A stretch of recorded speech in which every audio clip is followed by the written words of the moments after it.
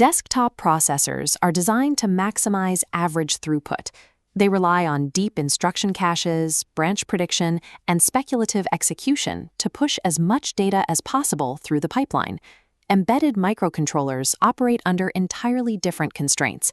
They are the brains inside industrial motor drives, automotive braking modules, and medical ventilators. They govern physical reality, which means they operate on strict, non-negotiable deadlines. In a desktop computer, a cache miss or an operating system task switch might introduce a 10-millisecond delay, a completely unnoticeable lag. In a high-speed motor control loop, that exact same delay causes the machinery to literally tear itself apart. The ARM Cortex-M architecture is engineered specifically to eliminate this unpredictability. Every core in the family is built from the ground up to guarantee bounded worst-case execution time. In the embedded domain, raw computational speed means nothing if you cannot predict exactly when an instruction will finish. Early computing systems were built on the von Neumann architecture, where instructions and data travel across a single shared bus. If the processor needs to fetch an instruction while simultaneously reading a variable from memory, one action has to wait. This structural bottleneck limits real-time throughput. Cortex-M implements a modified Harvard architecture, separating pathways to allow parallel instruction fetching and memory writing simultaneously. To simplify programming, it wraps these separated buses into a unified 4-gigabyte address space, mapping code, RAM, and peripherals to predefined address blocks. This unified map enables memory-mapped I/O. Because peripherals exist at specific addresses, the processor manipulates hardware using standard load and store commands. Toggling a physical output pin uses the exact same instruction syntax as updating a variable in RAM.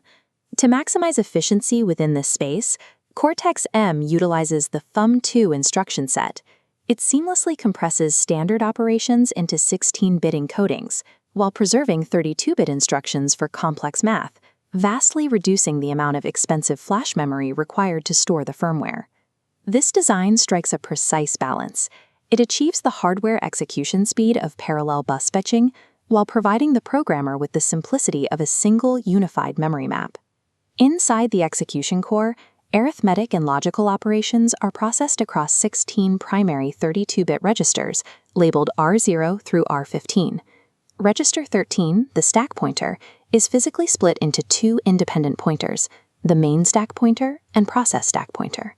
The operating system assigns the main stack strictly to kernel operations, while standard user application threads are confined entirely to the process stack.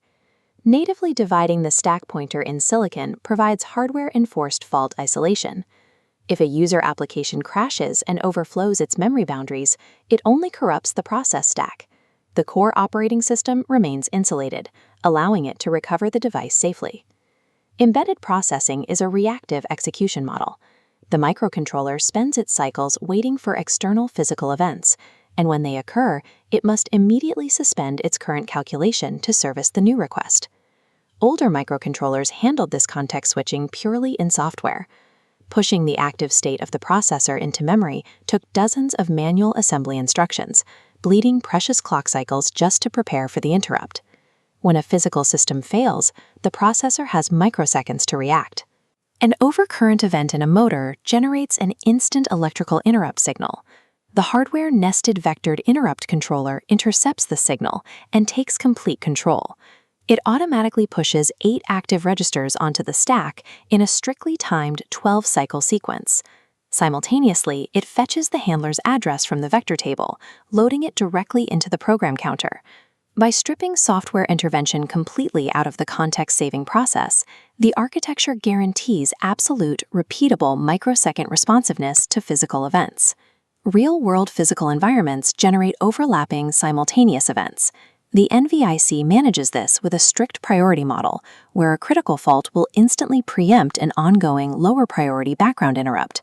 If one interrupt finishes and another is waiting, conventional processors unstack all the registers back into the core, only to immediately push them back to memory for the next interrupt. Cortex-M skips this entire process using an optimization called tail chaining. It leaves the registers stacked in memory and vectors directly to the pending handler, reducing latency to just 6 clock cycles. To manage software execution alongside these hardware events, the processor utilizes the sysTick timer. This dedicated 24-bit down counter provides the core timing pulse that drives the operating system's task scheduler. When the OS needs to switch out a user thread, it uses a system exception called PendSV. PendSV registers the need for a context switch, but defers the actual execution until all high-priority hardware interrupts have safely cleared the pipeline. Nested priority, combined with tail chaining and deferred context switching, allows the processor to maintain execution efficiency and absolute stability, even under heavy, unpredictable interrupt loads.